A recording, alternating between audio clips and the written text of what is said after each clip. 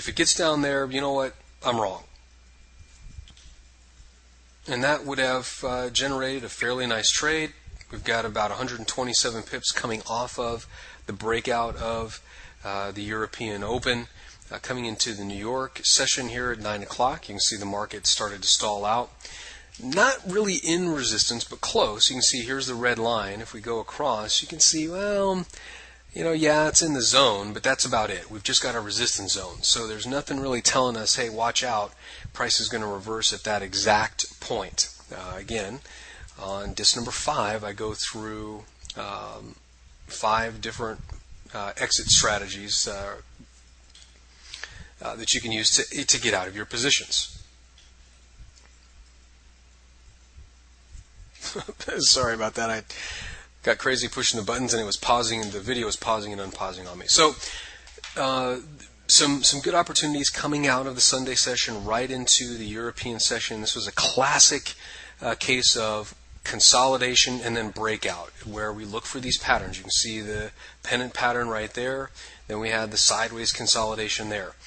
We had opportunities on the 15-minute bar for 3-bar reversal trades, either to the upside or to the downside. They were both there. As the market moved up, and because it was trending really well down here on the 15-minute, not that I advocate trading the 15-minute, I'm merely pointing it out, you have the stair-step pattern, which typically shows up when the market is trending very nicely. It just sort of ratchets its way up. So there were all sorts of patterns here. They were, number one, confirming that the market was moving in a trending or an orderly fashion, if you will, and then also patterns that indicated we had the opportunity to trade in the right direction of the market. Now, as we come into tomorrow's session, like I said, we're in this resistance zone. Let's go ahead and look at the daily bars here for a second. As we trade into this region, we've got to be careful, because it's a pretty wide region, number one, but also because the market spent quite a bit of time trying to break through, in essence, this 98.28 level.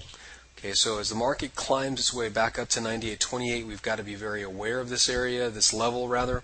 Also, we've got to watch out for the triangle starting to come down into the pinch. This is where we have the opportunity to witness a very large breakout, simply because, let me bring this down. We're looking at a triangle that is starting to get really rather large. Okay, we started this at the very end of January, so it's February, March, April, May, June. We're working on 5 months worth of sideways action.